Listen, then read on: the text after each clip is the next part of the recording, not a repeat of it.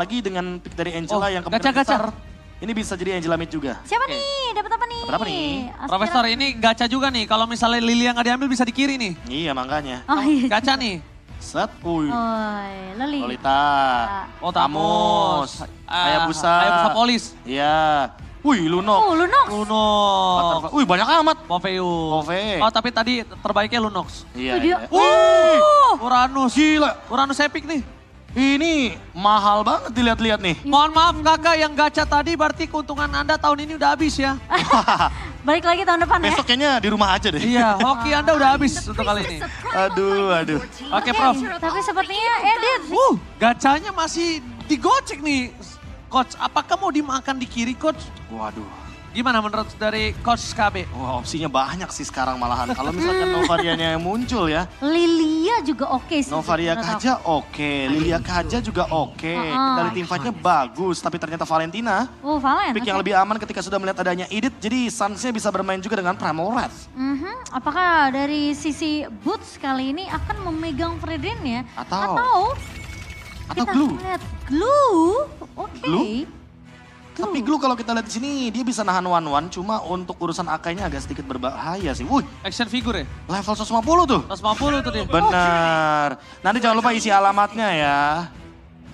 Oh, ternyata Oh. memang mereka mau ngebawain Hayabusa. Ya, Hero Tank. Sanjo. Sanjo. tapi Hero Tank tingkat- untuk XP lane, tapi ya balik lagi kali ini Assassin Jungler yang akan muncul.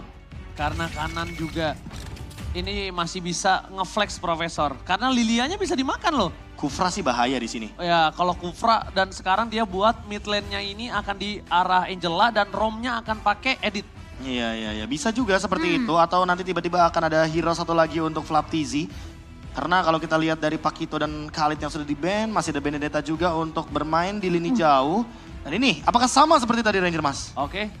Coba kita, oh tadi, ini siapa? Manjin. Manjin? Gak Gak ada diamond, Manjin. Astaga. Malah disuruh beli diamond kan, jelap lagi. Tamusnya keluar. Tadi Oke. aku pikir dia bakal ngebawain ke arah lapu-lapu untuk ngejar ke arah Cloud dan juga Hayanya sih. Tapi Tamus ini lumayan berbahaya karena kebetulan ketika kita berbicara early game, belum ada yang bisa menumbangkan secara instan dari kubu Onyx sehingga menunggu dulu. Entah untuk Hayabusanya, entah untuk Cloud-nya bermain menuju ke arah late game. Assassin play akan dijalankan oleh Onyx. Dan kali ini badannya ada di tangan dari Boots. Precious Rush mungkin bisa menjadi jawaban ketika burst damage Ya. adalah sebuah malapetaka Permainan- dari kubu Tamus. Front to back kah yang akan dibawakan dari sisi Onyx melihat adanya Cloud dan juga Hayabisa. Seharusnya. Yang bisa mengincar ke arah lini belakang. Dan AP Brand, mereka memang sedang nge-leading 1 poin dari tim Onyx. Skor 2-1 diamankan oleh tim Filipina, tapi game keempat masih menjadi celah yang besar untuk diamankan oleh tim Onyx. lemes dikit gak apa-apa. Nggak Tapi ngaruh. kita harus tetap semangat untuk mendukung Onyx. Aduh. Jadi Sonic dari Sabang sampai Maroke, mana tepuk tangannya? Let's go!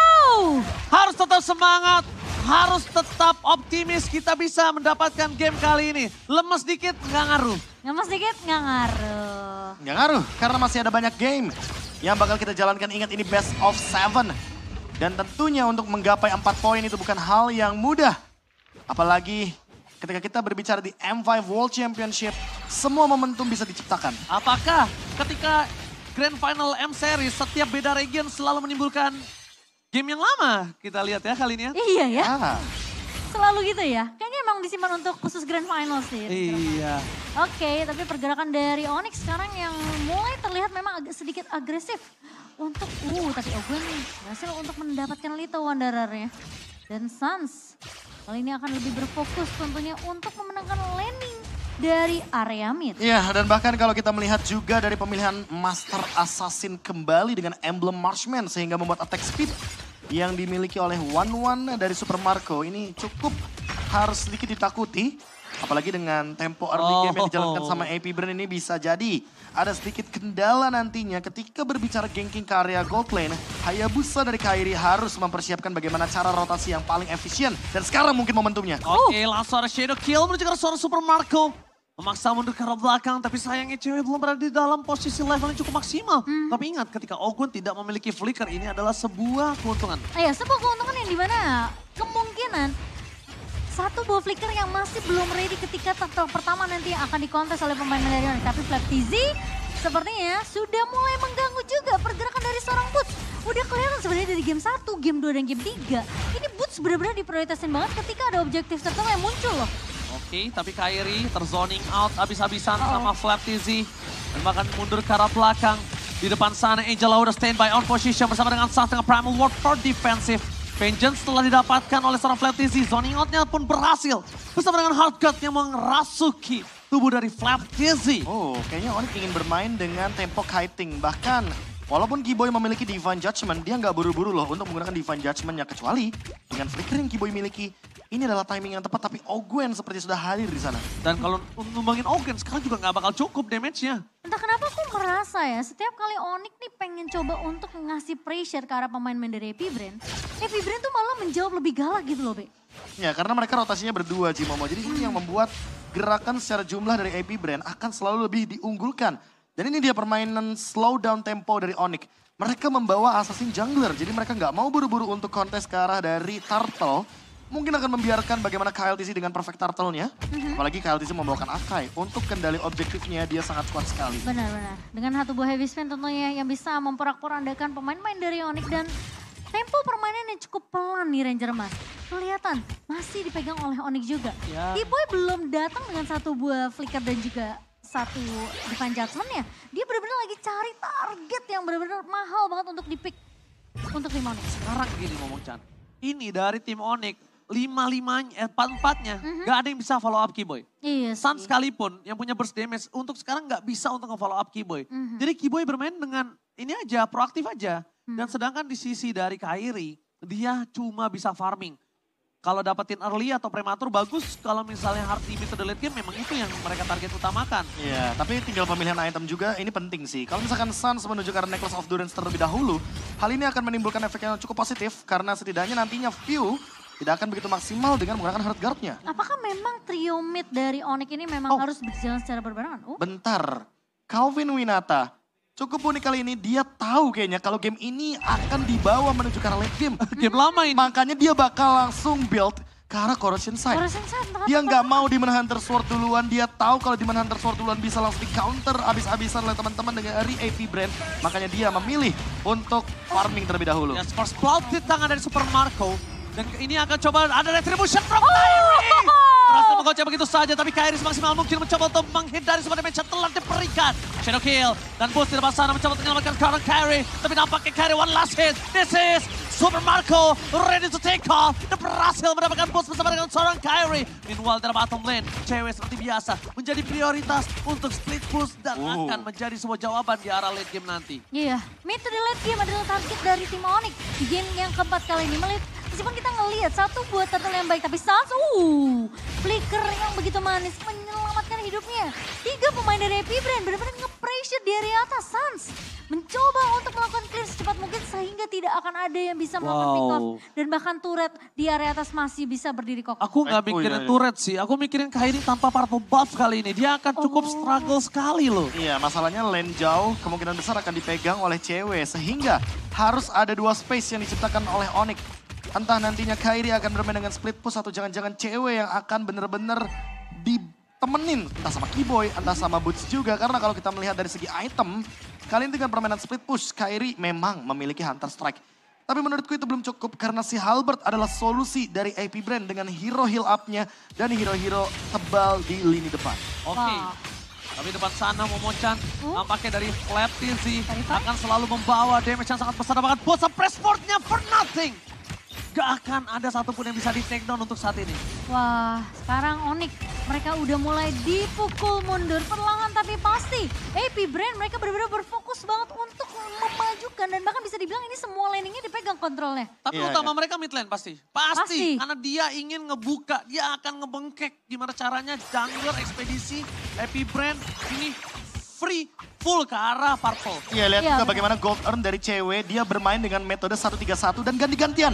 Kairi tadinya di bawah, sekarang Kairinya di top lane. Memaksa untuk Flaptizi join juga di top lane sehingga tim fight-nya jadi 5 lawan 4. Oke, tim fight-nya kali ini Momochan kita bakal menyaksikan di mana cewek fucking damage sudah mulai berasa. Mencoba untuk menangkap posisi dari seorang boost. Flicker for defensive dan bahkan, oh my god! Hey, No! What happened? Sabar. bentar, gini. Posisinya 5 lawan 4. Ada satu crossbow of tank yang mungkin terbuka di sana secara pasif. Dan timing dari pause-nya. Ini bener-bener kayak patah banget di momen turtle soalnya. Iya, dan itu turtle tinggal pencet retri aja Ya sih. masalahnya Flaptizi-nya udah memakan umpan. Ya, Nah. Udah ke atas. Iya, sudah dimakan umpannya oleh Kairi ketika momentum tersebut. Dan kita akan melihat tim fight 4 lawan 5 akan seperti apa dari kedua belah tim di area turtle. Wah. Bentar. Tapi aku nggak tahu, ini harusnya ketika tim Onyx ya nggak ada yang angkat tangan sama sekali, kayaknya technical pause bukan dari Onyx harusnya. Bentar. Coba kita lihat Ya, masih aman sepertinya dari Onyx. Oke. Harusnya bukan dari Onyx tadi technical issue-nya. Kita nggak tahu dari mana technical issue-nya. Tapi ketika mereka sudah kembali lagi dengan adanya handphone mereka masing-masing, Fokus dengan ya. ROG phone mereka, Mhm. harusnya mereka udah siap. Dan di sini juga aku nggak ngelihat Epic Brand ada technical issue. Jadi kita masih menunggu informasi dari Bapak Produser ya Iya. tentang apa yang terjadi.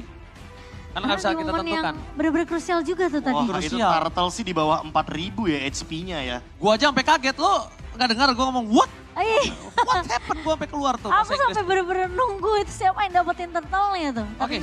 Marshall, Kalau Marshall dari kiri harusnya tadi dari Onyx. dari sisi Onyx ya. Dia harus dari sisi Oh, Onyx. Kalau turtle Marshall- play-nya ke AP Brand.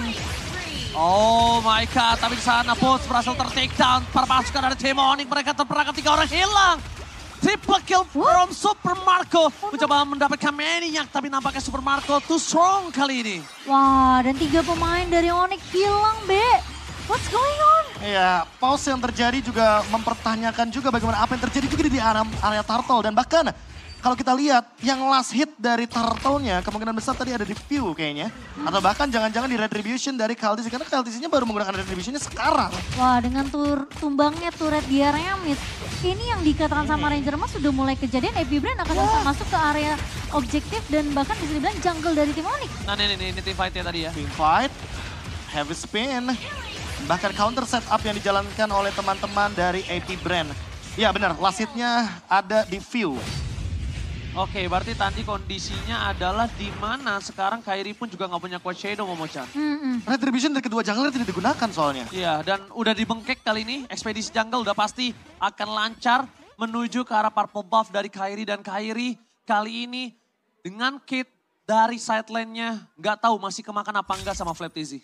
Wah, ini Onyx mereka struggle banget, Be. Di menit ke-8 yang memang sebenarnya AP Brand mereka slow kuat untuk di area early-nya. Dan cewek, menangkap ada satu pemain Khaleesi. Di mana Khaleesi akan dipukul mundur aja. Efek dari fight memang sempat menghantui Khaleesi, namun Khaleesi mencoba untuk lari dari kejaran 3 pemain tim Onyx. Ya tapi kali ini kayaknya tempo sedikit menurun dan Kairi masih dengan permainan tempo 1-3-1-nya. Damage deal tertinggi masih ada di Suns. Aku ngerasa Onyx nih bisa ngebawain permainan landing jauh dari 2 pemain. Oh, Keyboy terperangkap di sana. Dan langsung saja di all in tanpa ada source skill yang cukup masif.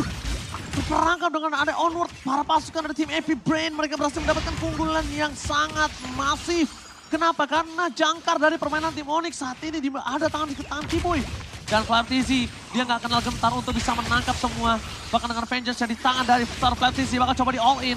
Para pasukan dari Epic Brand zoning out yang sangat mulus membuat mereka berhasil mendapatkan boost dan bahkan kalau ini booster tank dan juga dengan press ward-nya bersama dengan purple buff itu berbahaya. Dan Kairi, the best thing yang bisa dilakukan hanya apa? Hanya split push. Nah itu yang aku bilang tadi, Onyx mereka di posisi yang benar-benar tertinggal banget dari segi network 4.500 dikantongi oleh Epic Brand dan bahkan dari Lord yang pertama juga diamankan. So mau gak mau mereka cuma bisa mainin landing jauh dari 2 pemain yaitu cewek dan juga Kairi, Be. Ya tinggal memainkan bagaimana metode late game yang mungkin bisa mereka jalankan juga. Blade of Despair di Kairi. Ini akan menambah lagi power damage dari Hayabusa. Dan kalau kita melihat sedikit bagaimana keadaan dari cewek yang perlu waktu lebih lama lagi. Minimal mereka harus menahan sekitar 3 sampai 2 Lord lah paling minimal. Hingga akhirnya Kairi dan juga cewek mampu untuk melakukan sebuah flanking dengan physical damage-nya. Jadi ada 2 pemicu untuk Wind of Nature dari Super Marco. Oke. Bahkan dari AP Brand, kali ini mereka mencoba untuk melakukan split push di 3 lane yang berbeda. Di arah bottom lane dengan adanya Suns, tapi tidak sekuat itu dari segi posisi high ground mereka. Mereka cuma punya cewek, dan sedangkan Bulls menjadi badan, sekarang menjadi bulan-bulanan badan dari tim AP Brand. Dia nggak kenal takut, dan bahkan kalau Bulls nunjukin batang hidungnya sedikit aja itu akan di all in. Lihat, Shadow Kill hanya untuk clear minion. Karena sekarang yang dilakukan Onyx cuma bisa bertahan. Karena dia akan coba ada invasi di arah bottom lane. Gwen, udah ada cancel gaming pun terjadi. Bulls mencoba untuk menangkap dengan adanya energy eruption. Dan clear minion menjadi sebuah jawaban di arah bottom lane. Wah, aku benar-benar nunggu momennya Keyboy sih, Be. Untuk narik dengan satu body fine judgment. Dan kemungkinan kita harus berharap AP Brand mereka bisa dapetin satu momen blunder dulu deh. Karena posisinya ini mereka juga mainnya disiplin banget dari AP Brand. Iya, atau setidaknya bermain dengan posisi 3-2 kali ya. Kalau kita 3-2. lihat dari Flaptizi kan dia juga bermain dengan Tamus. Dan lumayan sering terpancing juga ketika Kairi melakukan split push.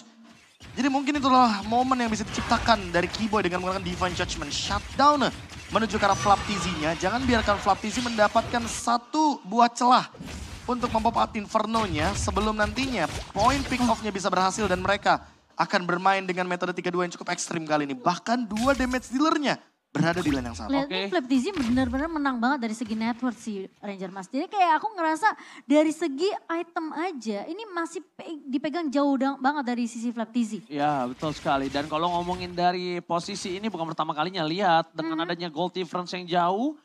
Dengan 1 berbanding 8 poin kill, it's okay no problem. Tapi 1 poin yang sangat berhasil didapatkan Onyx. Udah menit 12. Menit 12. Udah menit 12, menit 15 obstacle selanjutnya. Yes. Menit 18 habis itu.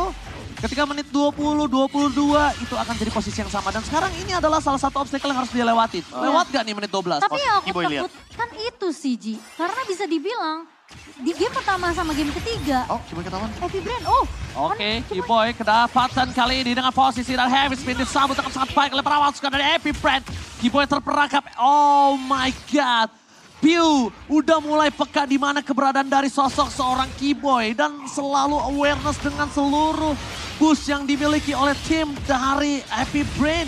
Dan ternyata Energy Eruption berhasil mendapatkan 2. Dan ada Appress Ward-nya yang masih ditaruh oleh seorang bot membuat para pasukan dari tim AP Brand agak cukup sedikit berhati-hati. Sas, Purple Water dikeluarkan. Shadow Kill menunjukkan seorang Flaptizi tapi terlalu kuat.